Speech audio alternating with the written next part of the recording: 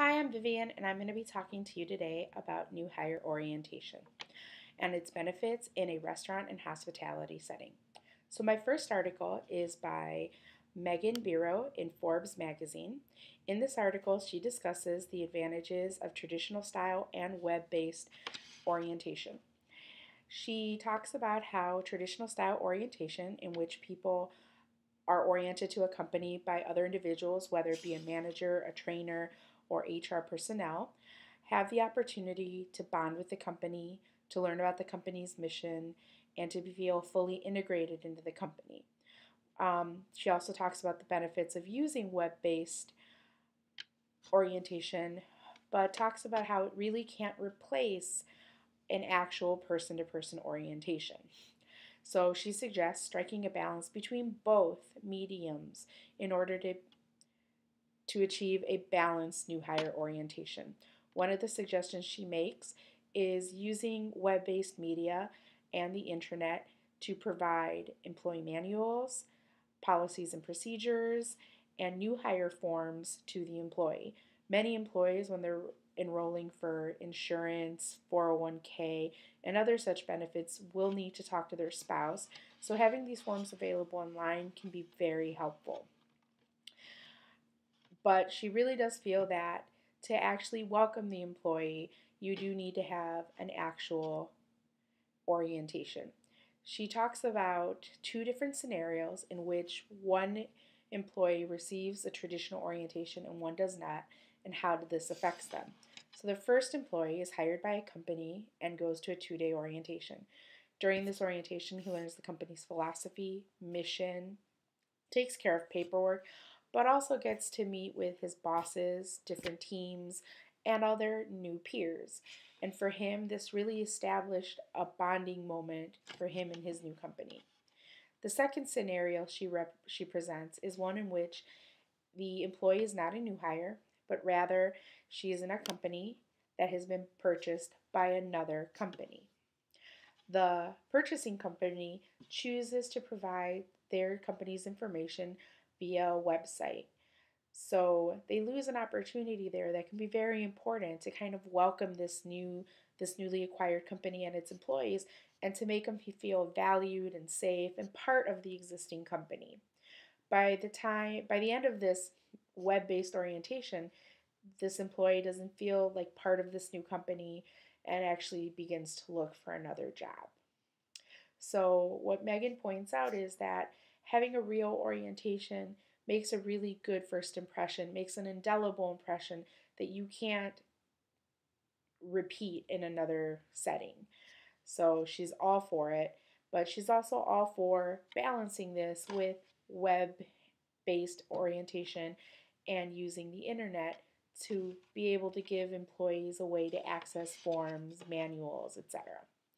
So I was thinking about how we could use this in a restaurant setting. I've noticed that in a lot of restaurant settings, there isn't a lot of new hire orientation. Usually you kind of show up and they throw you in there and it's kind of sink or swim. And I thought that it would be great if in a restaurant setting, perhaps they did have the rules, payroll schedules, layout of the kitchen and where all the equipment is, either on a website or even in a document that they'll email you before you start. This way, you can review these things and you can already understand how the company works and where everything's going to be at, and you don't feel lost on the first day. I do think, however, that it would be nice to have an actual orientation. And I understand that the boundary for a lot of restaurants is time and cost. Many restaurants are smaller operations, and the few that I've seen that have formal orientation tend to be larger operations. Let Us Entertain You, hotel restaurants, entire companies like Disney tend to have large formal orientations, whereas the small ones really don't. And while I was thinking about this, I was looking at other articles, and I came across an article in Entrepreneur Magazine where the author talks about real life companies that are smaller that go out of their way to make a lasting first impression on new employees. In the first one, in his first example, he talks about a company that pretty much goes out of their way to welcome a new employee. Management sends a handwritten thank you card. They include a $100 gift card with that card, and They do a lunch out. They give you a buddy to orient you to the company the first day. And all of these are wonderful things. And I understand in a restaurant setting, $100 is a lot of money to part with. But I thought, why not $10 to Starbucks? Or better yet, why not a water bottle with the company's logo? Restaurants are hot places. You get thirsty, you work hard. This kind of shows the employee, hey, you're part of the team and we care about how you're going to feel during your shift. So here's a water bottle to make sure you're okay during those 12 hours. The second example the author uses is um, focused on the company Radio Flyer in Chicago. And during that orientation, the company actually likes to have breakfast with a new employee. They also then have lunch with the employee's value and mission team, or the employer's value and mission team. And they actually have them go through the line so they can not only see the toys, but see how they're assembled. And they even get to assemble one of the toys themselves and take one home as a souvenir. And I thought that was really great because even if you're in finance or marketing or public relations or the guy that pushes the broom, you really get a first-hand look at what the company does, what they make, and how it's made. And what better way to make you feel like part of that company than to really be on the ground level and see how it all works. And I wondered to myself, this could really work in a restaurant setting. Let's say you have a new server or a new busboy.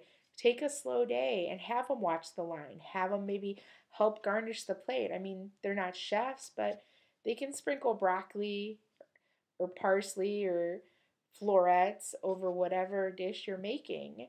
This lets them see how the line works, it lets them participate, it lets them understand the food that the restaurant's producing and how it's produced. For a server, it could bridge that gap, especially if they're a first time server, between what happens when they put in the ticket and when the food is ready to go out. I think it also sets a tone for teamwork in a company because it shows the server that this is a company where the front of the house and the back of the house are going to work together. Likewise, if you have a new cook or chef, you can have them shadow front of the house so that they really understand how front of the house works. And you never know. I mean, this may be a server or a dishwasher, but this simple task can make them not only feel welcome, but ignite a goal or an ambition in them to grow and move up within your restaurant. The third example was about treating employees as equals.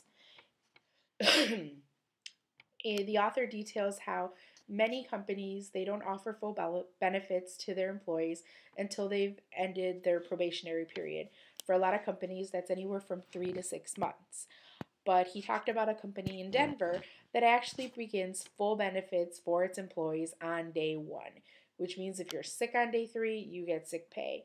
Your medical benefits start right away, etc. Now, in the restaurant industry, a lot of us don't have benefits, but there are other ways to make employees feel equal. I've noticed that this is an industry where there's a lot of hazing or a prove yourself period of time, and perhaps you can start treating your new hires like they are part of the family, like they do deserve to be in that restaurant from day one. After all, if they didn't have some sort of skill or some desirable trait, why would your head chef, owner, or manager have hired them? The other thing that I think would be great is having a place ready for them. If you've hired a prep cook or a sous chef or a line cook, have a space designated where they're going to work. Nothing makes a new person feel more unwelcome than having to elbow their way into a corner with a cutting board. Another place that I've seen areas for improvement is just the whole locker room and providing equipment. If you've told your employee that you provide aprons and towels, have those apron and towels ready for them. Nothing's more awkward on your first day than having to go ask for these things. And if you have a locker room, have a locker designated for them already. Don't walk them in there and say, find space where you can. Having these small things set up for your new hire on day one makes it feel like they're anticipating you and they're ready for you and they're excited to have you. They're truly taking you into the restaurant. So, in summation, I really believe in new hire orientation. I found 2 great articles that talk about the benefits and that gave some great suggestions that could be integrated into small restaurant businesses. Like I said, you can use the web to present a lot of the written material, and you can do small things that don't cost a lot of money or take a lot of time to welcome a new employee and fully integrate them into your existing restaurant. Well, that is all, and I've attached the links to the articles and my paper, so enjoy!